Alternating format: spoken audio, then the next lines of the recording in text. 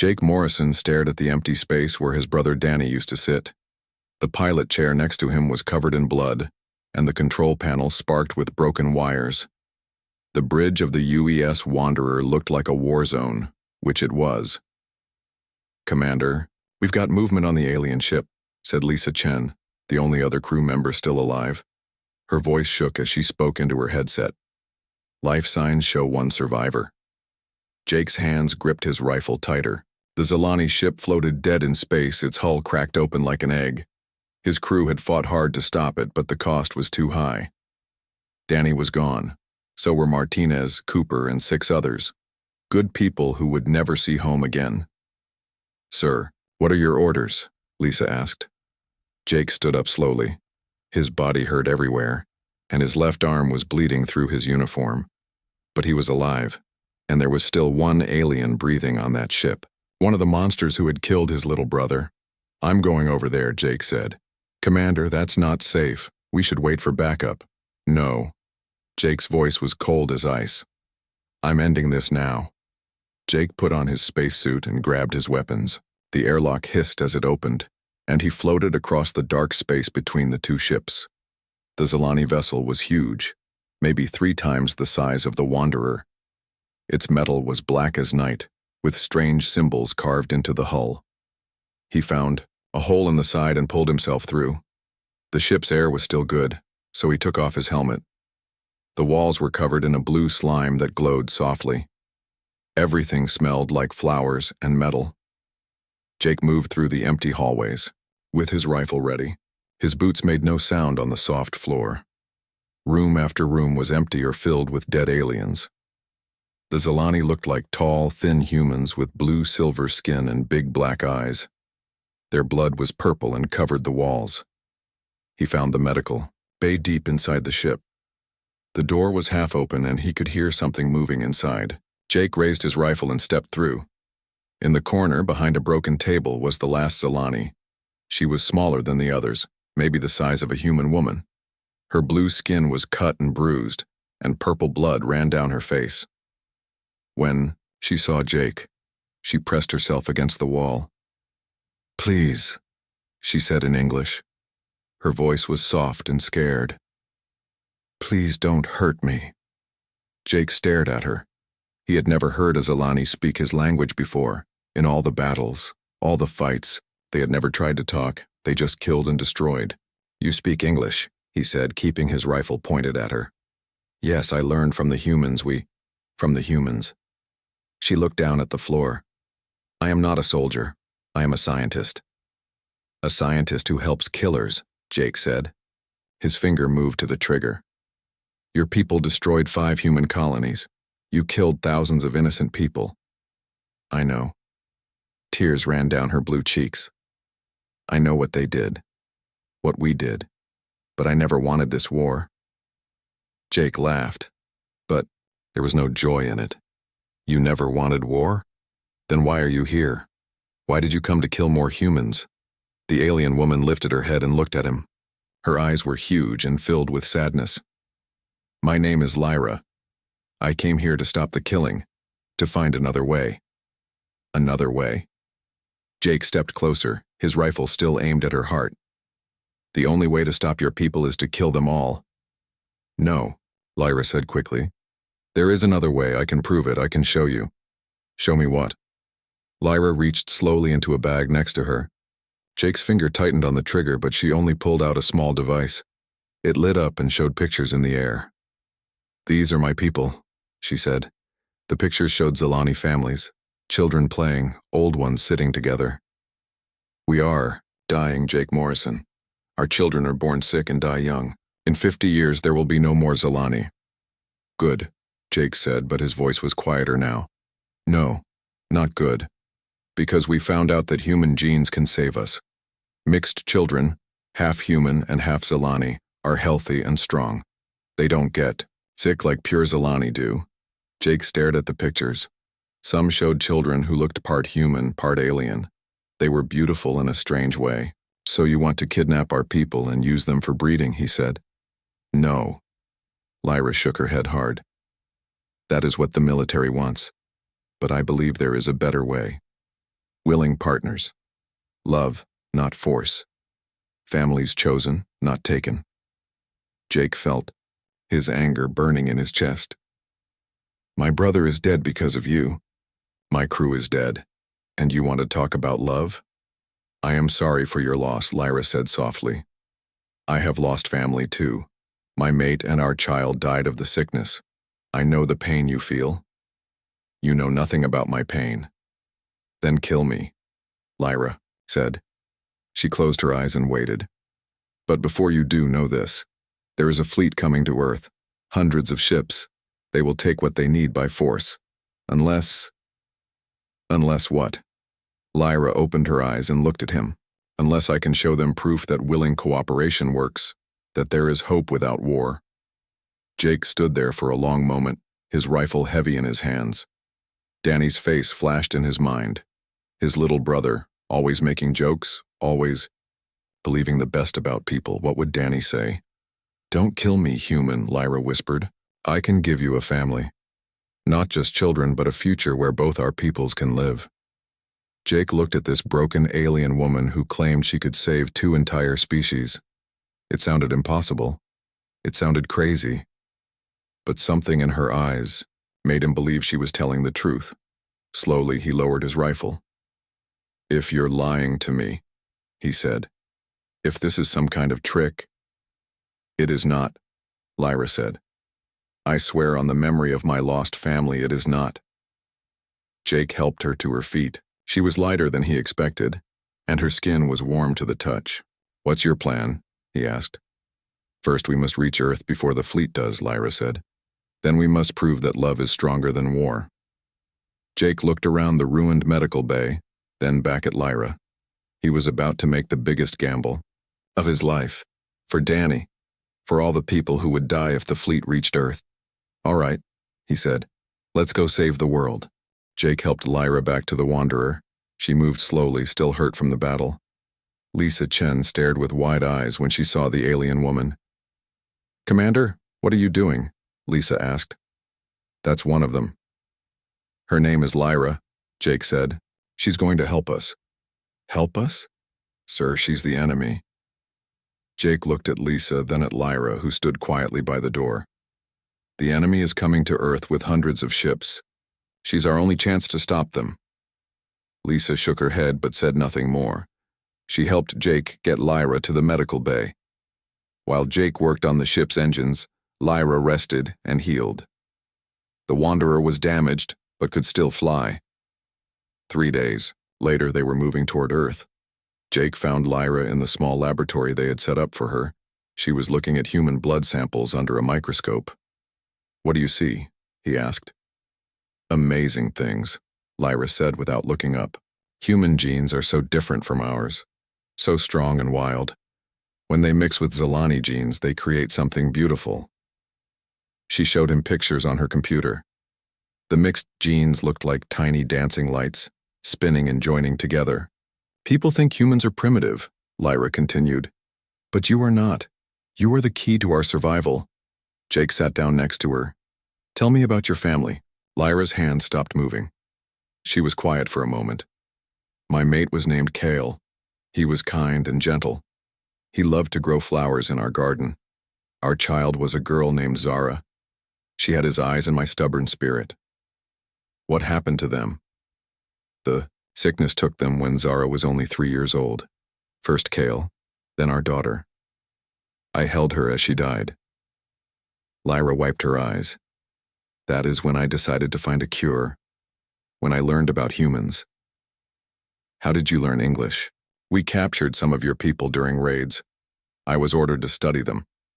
But instead of just taking their blood and genes, I talked to them. I learned their stories. They taught me that humans are not animals to be used. You are people with feelings and dreams. Jake felt uncomfortable. What happened to those humans? I helped them escape, Lyra said quietly. The military leaders were angry. They said I was a traitor. They forced me to come on this mission as punishment. So you saved human lives and got punished for it? Yes, but I would do it again. Jake studied her face. The more he learned about Lyra, the more confused he became. She was nothing like the monsters he had imagined. She was just someone who had lost everything and was trying to save others. "The fleet that's coming to Earth," Jake said. "How big is it?" 300 ships, maybe more. They have new weapons that can destroy your cities from space. The plan is to attack your military bases first, then capture breeding pairs from your population centers." Breeding pairs? Young, healthy humans who can produce children. The military believes force is the only way to get what we need. Jake's anger flared up again. "And you think there's a better way?" "I know there is." Lyra turned to face him. "Jake, what if I told you that willing couples, humans and Zelani who choose to be together, produce stronger children than forced breeding ever could? Is that true? Love changes everything. When two people care for each other, when they choose to create life together, the children are healthier and happier. This is true for humans, for Zelani, and especially for mixed children." Jake thought about his parents, who had loved each other for 30 years. He thought about Danny, who was always talking about finding the right girl to marry. "Even if that's true," Jake said, "how can we convince your fleet to stop the attack? We need proof. We need to show them a successful joining between human and Zelani." "You mean us?" Lyra nodded. "Not marriage, not yet. But a genetic bonding. A sharing of life force that proves we can work together." "What does that mean exactly?" "It means linking our genetics at the deepest level. Sharing thoughts, feelings, even some memories. It is dangerous for both of us, but it would create undeniable proof." Jake stared at her. "You want to share minds? With me? It is the only way to show the fleet commanders that cooperation works better than conquest. And if it kills us? Then at least we tried to save both our peoples." Jake was quiet for a long time. The idea scared him.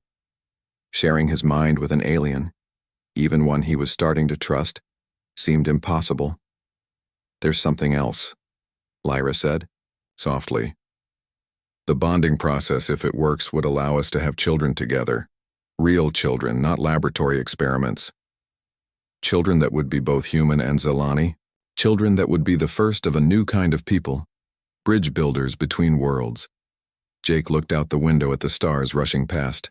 Somewhere out there, a huge fleet was coming to destroy Earth. His world, his people. "How long do we have?" he asked. "The fleet will reach Earth in 10 days. We will arrive in 7. That gives us 3 days to convince Earth's leaders and somehow stop 300 warships." "Yes," Jake laughed, but it wasn't a happy sound. "Those are terrible odds." "Yes, they are. And you really think this bonding thing will work?" "I have spent 5 years studying it. I believe it will work. But Jake, you must know the risks. If something goes wrong during the process, we could both die. Or worse, we could live but lose ourselves completely." Jake thought about Danny again. His brother had always been brave when it mattered. He had died trying to save the ship and protect Earth. "If we do this bonding," Jake said, "what happens to us afterward? We become something new. Still ourselves, but connected in ways that no human or Zelani has ever experienced. We would be living proof that our species can join together and become stronger. And our children would be the hope of both worlds." Jake stood up and walked to the window. Earth was still too far away to see, but he could feel it calling to him. His home, his people, everything he had sworn to protect. "All right," he said, finally. "Let's do it." Lyra looked surprised. "You are sure?" "No, I'm not sure of anything. But Danny always said that sometimes you have to take crazy risks to save the things you love." "Who is Danny?" "My brother. The one who died fighting your ship." Lyra was quiet for a moment. "He sounds like he was a good man. He was the best. Then, we will do this for him. And for all the children who deserve a future without war." Jake nodded. In 3 days, they would reach Earth. Then they would attempt something that had never been done before. Human and Zelani, joining together as one. Either they would save both their worlds, or they would die trying. The Wanderer reached Earth just as the first enemy ships appeared on the defense grid. Jake watched from the bridge as hundreds of black Zelani vessels dropped out of hyperspace like deadly rain. "Earth Command, "This is Commander Morrison," Jake spoke into his radio. "I have critical information about the enemy fleet." "Morrison, you're supposed to be dead," came the reply from Admiral Brooks. "Where the hell have you been?" "Sir, I have a Zilani scientist with me. She knows how to stop this attack without destroying both fleets." "You have a what?" Before Jake could answer, the first shots were fired. Green energy beams from the Zilani ships lit up space as they struck Earth's defense platforms. The human ships returned fire with missiles and plasma cannons. "There's no time to explain," Jake said. "We need to get close to the command ship." "Negative, Commander. Return to base immediately." Jake switched off the radio and turned to Lyra. "Are you ready?" She nodded, though her blue skin looked pale with fear. "The bonding equipment is prepared, but Jake, once we start, there is no going back." "I know." They moved to the laboratory where Lyra had set up strange machines with glowing wires and crystal panels. 2 chairs sat in the center, connected by tubes filled with silver liquid. "Lie down here," Lyra said, pointing to one chair. "The process will take 30 minutes. During that time, our minds will join completely." Jake lay down and let Lyra attach the wires to his head and arms. The machines hummed with power, and he felt a tingling sensation in his brain. "Whatever happens," Lyra said as she lay in the other chair, "remember that I chose this. We both chose this." She pressed a button, and the world exploded into light. Jake felt his mind stretching, expanding, touching something vast and alien. Lyra's thoughts flowed into his like warm water. He saw her memories, growing up on a world with purple skies, losing her family to sickness, working desperately to save her people. At the same time, she experienced his life. Childhood on Earth, joining the military, the pain of losing Danny. Their emotions mixed together until Jake couldn't tell where his feelings ended and hers began. The bonding process was like being torn apart and rebuilt at the same time. Jake felt his human DNA changing, adapting, joining with Zilani genetics. His body burned with energy as new abilities awakened in his brain. Through their shared connection, he felt Lyra changing too. Her Zilani instincts were learning human compassion and creativity. Her scientific mind was expanding to understand human emotions in ways no alien had ever experienced. Outside the laboratory, the battle raged on. Lisa Chen tried to keep the ship safe while explosions lit up the space around them. On her scanners, she could see that Earth's fleet was losing badly. Inside the bonding chamber, Jake and Lyra were becoming something new. Their minds were now linked forever, sharing thoughts and feelings instantly. Jake could understand Zilani technology as if he had studied it all his life. Lyra could feel human love and hope flowing through her heart. When the process was complete, they sat up slowly. Jake's eyes now had flecks of silver in them, while Lyra's black eyes showed hints of human brown. "How do you feel?" Lyra asked, though she already knew the answer through their mental link. "Different. Stronger. Like I'm seeing the universe for the first time," Jake replied. "And you?" "I feel whole. Like I have found the missing part of my soul." They held hands and both could feel the other's heartbeat as if it were their own. The bonding had worked perfectly. They were still themselves, but now they were also something greater. "The battle," Jake said, feeling Lyra's concern through their link. They rushed to the bridge where Lisa was trying to avoid enemy fire. Through the windows, they could see Earth's defense fleet being destroyed ship by ship. "We need to broadcast to the Zilani fleet," Jake said. "Sir, that would give away our position," Lisa warned. "Do it anyway." Lisa opened all communication channels. Jake stood in front of the camera while Lyra moved beside him. When she touched his hand, their combined presence could be felt by every Zilani in the fleet. "Attention, Zilani fleet," Jake said. "I am Commander Jake Morrison of Earth Defense. This is Lyra, geneticist of your science division. We have completed the first successful human-Zilani bonding." On the Zilani command ship, Fleet Admiral Thane stared at the screen in shock. He could sense Lyra's presence through their racial connection, but it was different now. Changed. Impossible, he whispered. As you can sense, Lyra spoke to her people in their own language. "The bonding is real. I am still Zilani, but I am also something new. The human Jake Morrison and I have joined our genetics willingly. We are living. Proof that cooperation works better than conquest. This is a trick, Admiral Thane shouted. Continue the attack. But other ships in the fleet were hesitating. The younger commanders could feel what Lyra had become, and it filled them with hope, instead of anger. Captain Vex of the science vessel Starweaver was the first to break ranks. Admiral Thane, if this bonding is real, it could save our species without destroying theirs. It is real. Lyra broadcast to the entire fleet. I can prove it. Through the mental link she now shared with Jake, Lyra showed the Zilani fleet everything they had discovered. The genetic compatibility between humans and Zilani. The strength that came from willing partnership instead of forced breeding. The possibility of a future where both species could thrive together. Many ships stopped firing and began to pull back from the battle, but Admiral Thane and his hardline supporters continued their attack on Earth's remaining defenders. He won't. Listen, Jake said, feeling Lyra's frustration through their bond. Then we must show him what bonded partners can do, Lyra replied. Working together with their new shared abilities, Jake and Lyra took control of the Wanderer's weapon systems. Their combined human creativity and Zilani technology knowledge allowed them to modify the ship's guns in ways neither species had thought possible. They fired a new kind of beam that disabled Zilani shields without destroying the ships.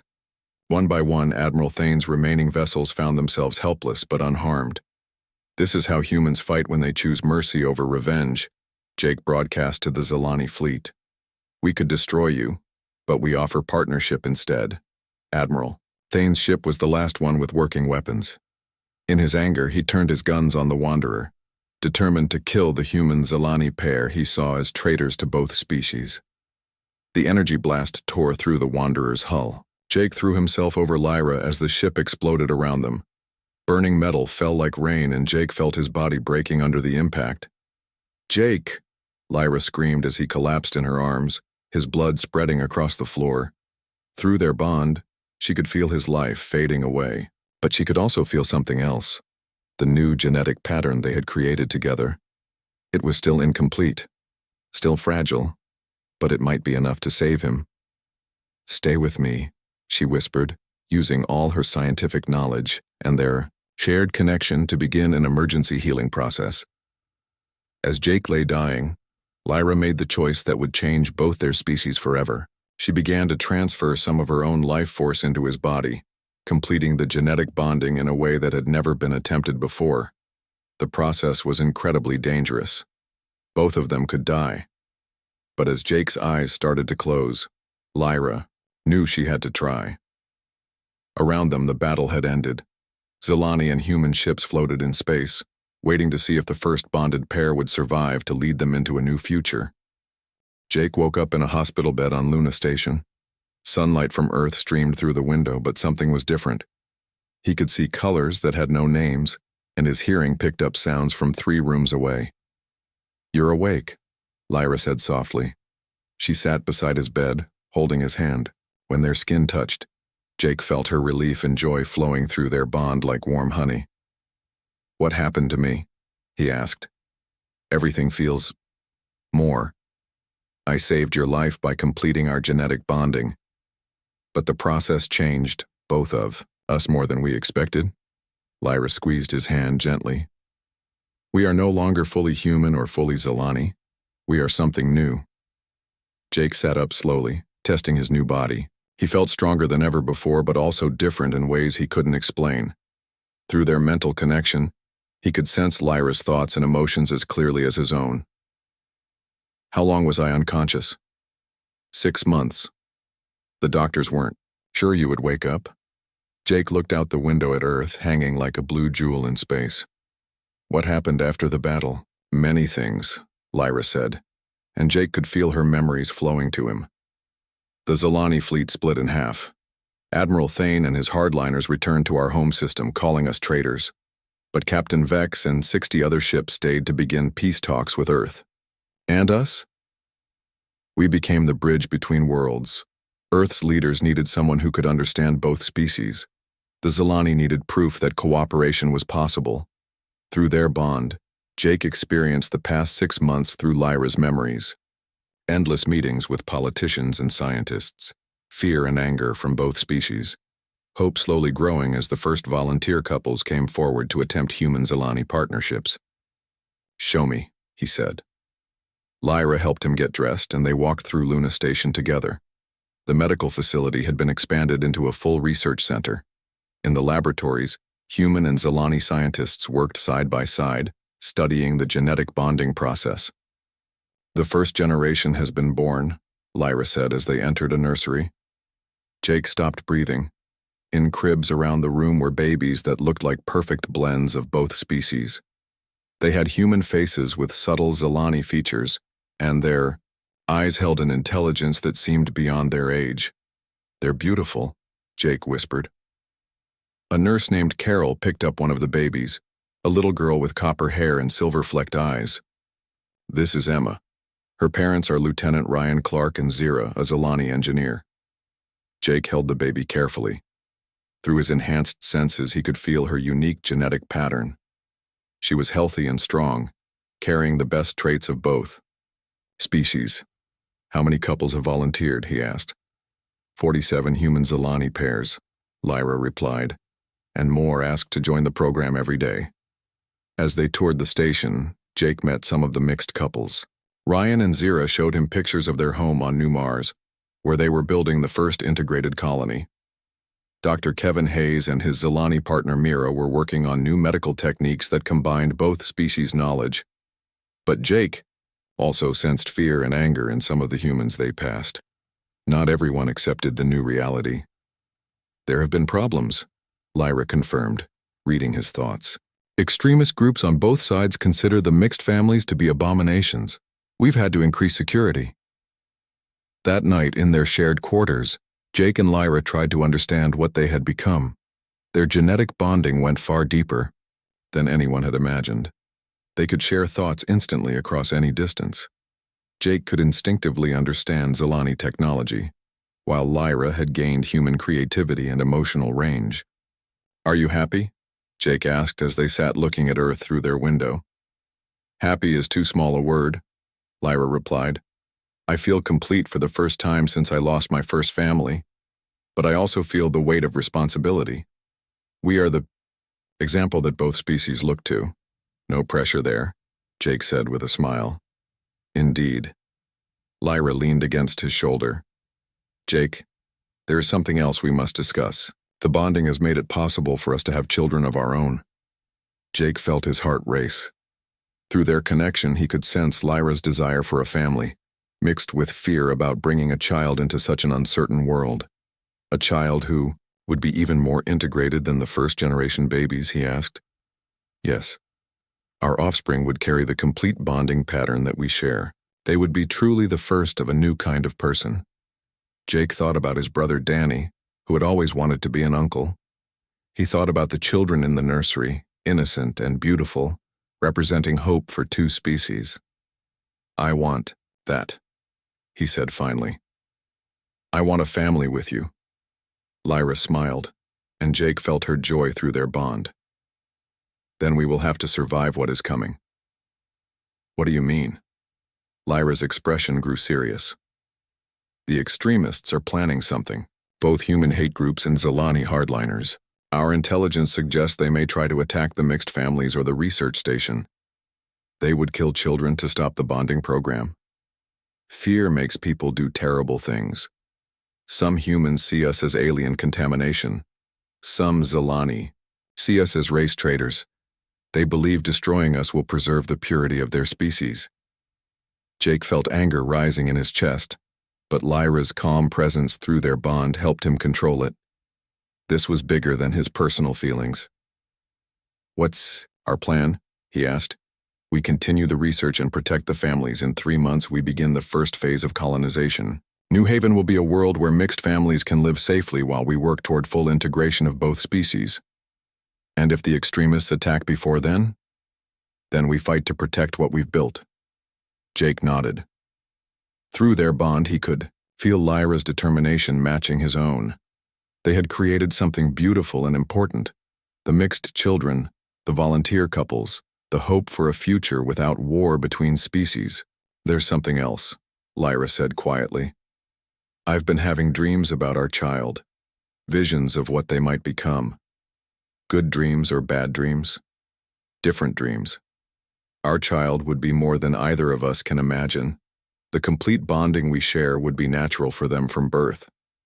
They might have abilities that no human or Zilani has ever possessed. Jake took her hand. We'll face whatever comes together. Always together, Lyra agreed. Outside their window, ships from both species moved in formation around Luna Station. Some carried supplies for the research program. Others carried weapons to defend against those who would destroy what they had built. Jake and Lyra were no longer just two people who had fallen in love across species lines. They were the living, proof that cooperation was possible. They were the parents of a new future, and they would do whatever it took to protect that future. As they prepared for bed, both of them were thinking about the child they wanted to have together. A child who would grow up in a world where human and Zilani lived as one people, if they could survive long enough to create that world. 2 years had passed since the battle at Earth. Jake stood on the observation deck of New Haven Colony, watching human and Zilani children play together in the Central Park. The sight still amazed him every day. The morning reports are ready, said Captain Lisa Chen, who now served as his deputy administrator. She handed him a data pad with information about crop yields, population growth, and security updates. Any word from the outer sensors? Jake asked. All quiet, but Commander Torres thinks the extremists are planning something big. Jake nodded grimly. For months they had detected ships moving in the dark spaces between stars. Both human hate groups and Zilani hardliners were working together now, united in their desire to destroy the mixed colonies. Where's Lyra? He asked. In the medical center. The pregnancy is getting difficult. Jake felt worry through their mental bond, but also Lyra's determination to continue her research. She was 6 months pregnant with their child, and the pregnancy was unlike anything doctors from either species had seen before. He found her in the laboratory, studying genetic samples while Dr. Maria Santos monitored her health. Lyra's belly was larger than normal, and her blue skin had taken on a silver glow that got brighter each day. You should be resting, Jake said, putting his arms around her from behind. The research is too important, Lyra replied, though she leaned back against his chest gratefully. I'm close to understanding something crucial about our child's development. Through their bond, Jake could feel the baby's presence. Their child was incredibly active, and sometimes Jake swore he could sense the baby's thoughts. The little one seemed aware of everything happening around them, even from inside the womb. What have you discovered? He asked. Our child's brain is developing differently than either human or Zilani children. The bonding patterns we share are natural for them. They might be born with abilities that take us years to develop through artificial bonding. Dr. Santos looked up from her screens. The energy readings are off the charts. This baby is generating more neural activity than some adult Zilani. Jake felt a mix of excitement and fear. Their child would be special, but being special often came with dangers. Sir, Lisa's voice came through the communication system. We have a problem in Sector 7. You need to see this. Jake and Lyra hurried to the security center, where Lisa was pointing at a wall of monitors. On the screens, they could see a group of protesters gathering outside the colony's main gate.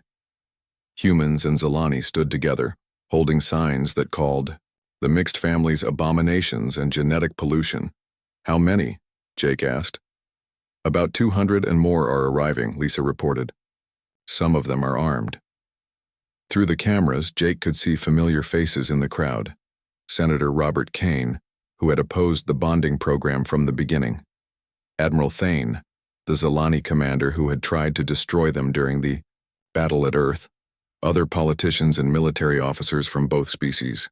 They're not just protesters, Lyra said, her scientific mind analyzing the group's formation. This is organized. They're positioning themselves for an assault. On a colony full of children? Jake couldn't believe anyone would sink so low. They see our children as a threat to species purity, Lyra explained sadly. In their minds, they're saving both humanity and the Zilani by destroying us. Jake activated the colony's defense systems. Energy shields flickered to life around the settlement, and automated weapons emerged from hidden positions. But he knew their defenses couldn't hold off a serious attack for long. Evacuate all non-essential personnel to the underground shelters, he ordered. Get the children to safety first. As the colony prepared for attack, Jake felt their unborn child moving restlessly inside Lyra's womb. The baby seemed to sense the danger, and their mental activity was increasing rapidly. Something's wrong, Lyra gasped, holding her belly. The baby is coming early. Now? Jake asked in panic. The stress is triggering labor. We need to get to the medical center immediately. They rushed through corridors filled with running people. Parents carried crying children toward the shelters while security teams took defensive positions. Outside, the extremist forces were preparing their assault weapons. In the medical center, Dr. Santos and her team worked frantically to prepare for an emergency delivery. Lyra was in pain, but she refused sedation that might affect the baby's unique development. I can deliver this child safely, she said through gritted teeth. But I need time. How much time? Jake asked. 2 hours minimum. Jake looked out the window at the growing crowd of attackers. I don't think we have 2 hours. The first attack came an hour later. Energy weapons struck the colony's shields, causing them to flicker and weaken. The extremists had brought military-grade equipment, including shield-breaker missiles that could punch through the colony's defenses.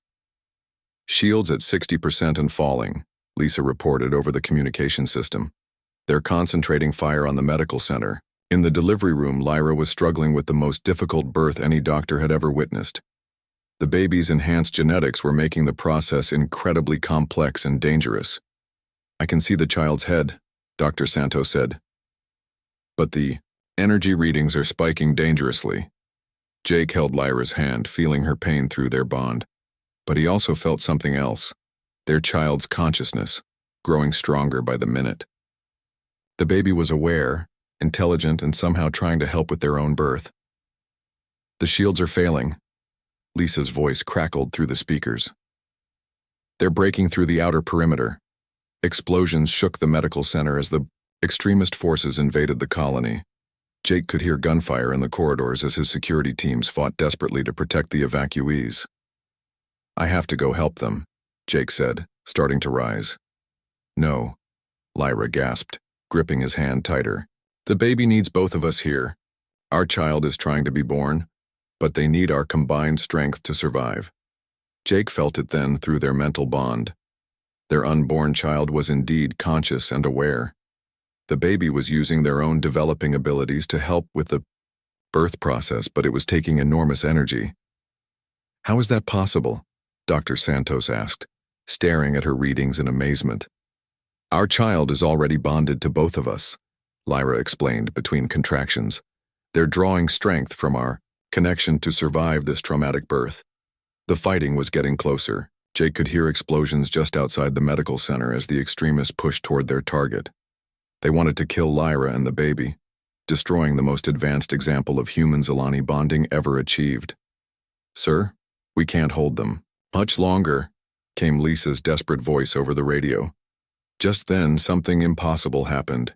Every electronic device in the medical center began glowing with soft blue light. Computers, monitors, even simple light bulbs pulsed with energy that seemed to come from the baby Lyra was carrying.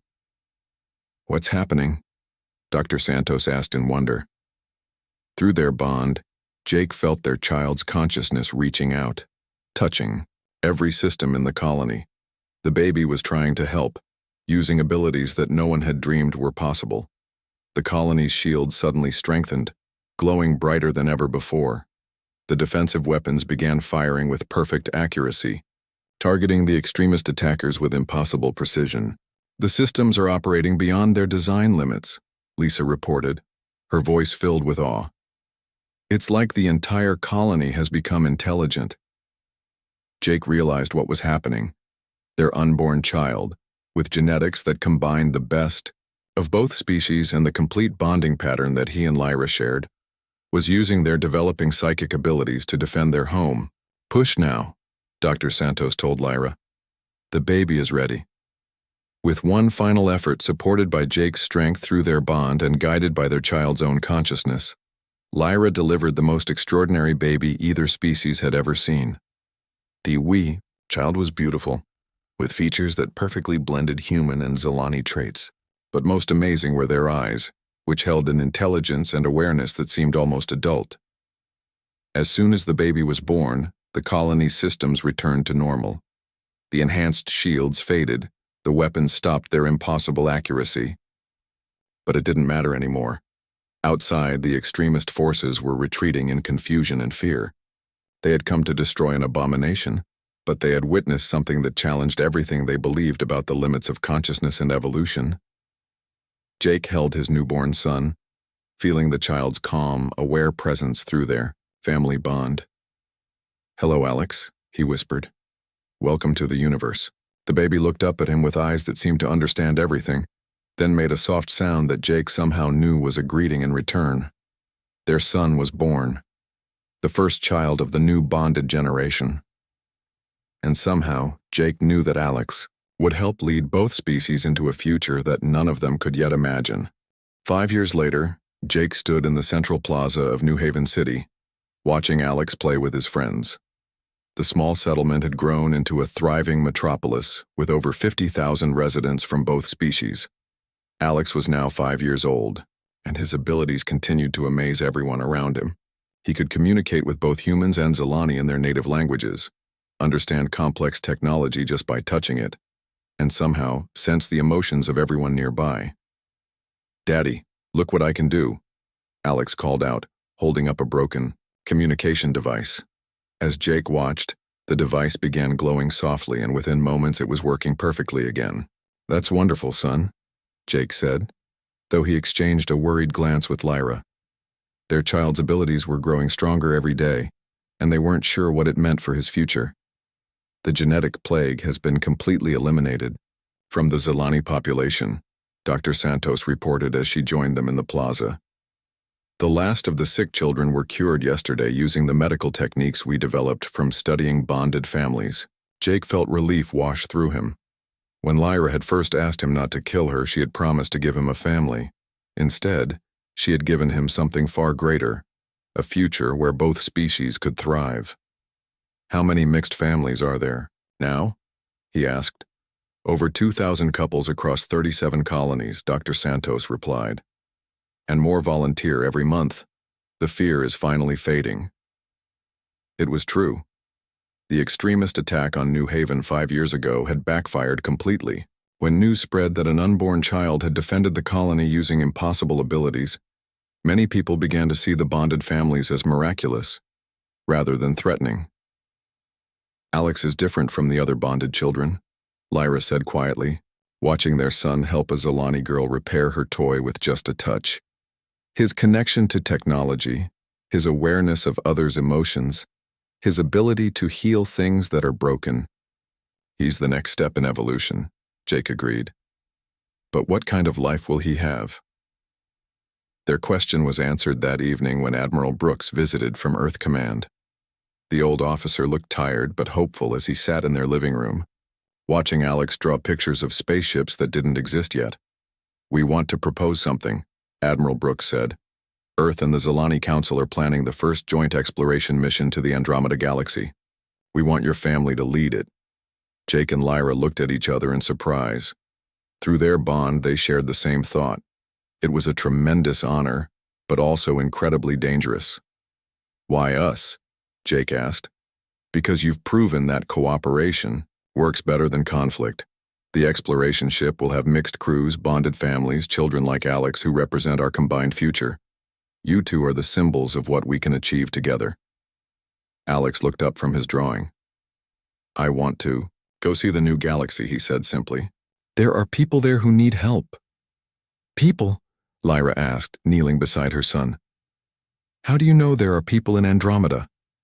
Alex pointed to his drawing, which showed strange creatures with multiple arms and crystalline skin. "I dream," about them sometimes. They're scared and alone like you and Daddy were before you found each other. Jake felt a chill run down his spine. If Alex could somehow sense intelligent life across millions of light years, his abilities were beyond anything they had imagined.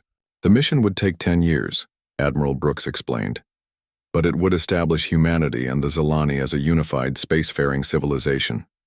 We would explore new worlds together, meet new species as friends rather than conquerors. That night, Jake and Lyra talked long into the morning about the decision. Alex slept peacefully between them, occasionally making soft sounds as he dreamed of distant stars. "What do you think?" Jake asked through their mental bond. "I think about what you said to me on that damaged ship years ago," Lyra replied, "that sometimes you have to take crazy risks to save the things you love. And now we love more than just each other. We love both our species, all the bonded children, the future we've helped create." Jake looked around their home, filled with pictures of their extended family, the research teams, the mixed couples, the children who played together without caring about the color of each other's skin. "If we go to Andromeda," he said, "other families will follow. New colonies, new worlds where our children can grow up free." Yes, and Alex seems to believe there are others out there who need our help. Jake thought about his brother Danny, who had always dreamed of exploring the stars. He thought about Lyra's first family, lost to a plague that no longer existed, all the sacrifices that had brought them to this moment. "Let's do it," he decided. "Let's go build bridges to the stars." The next morning, they gave Admiral Brooks their answer. Within months, construction began on the UES Explorer, the largest ship ever built through human-Zilani cooperation. It would carry 5,000 people, scientists, engineers, teachers, families, and children who represented the hope of both species.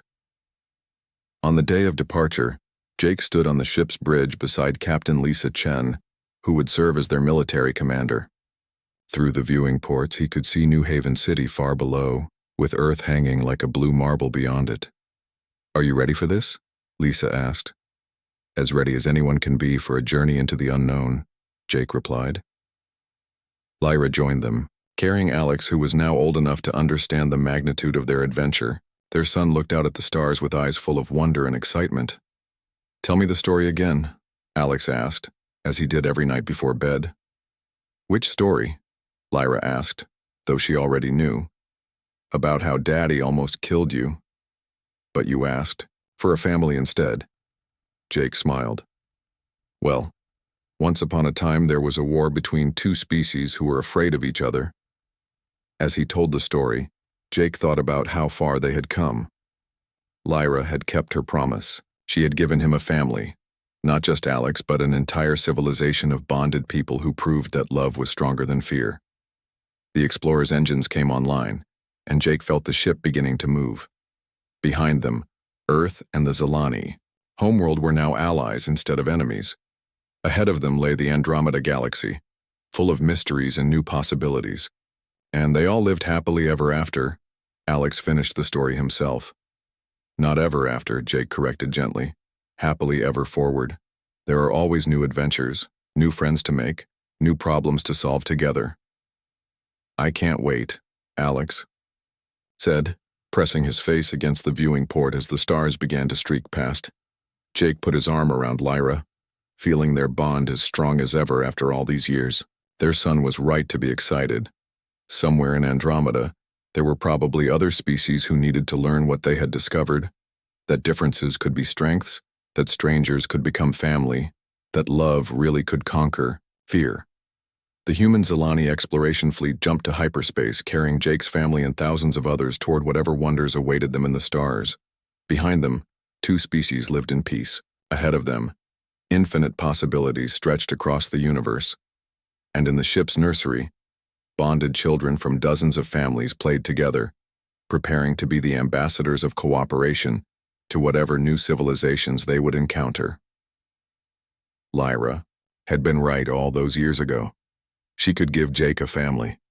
She had given him the greatest family any parent could imagine, not just his own child, but an entire future full of children who would never know the hatred that had once divided the stars. The adventure was just beginning.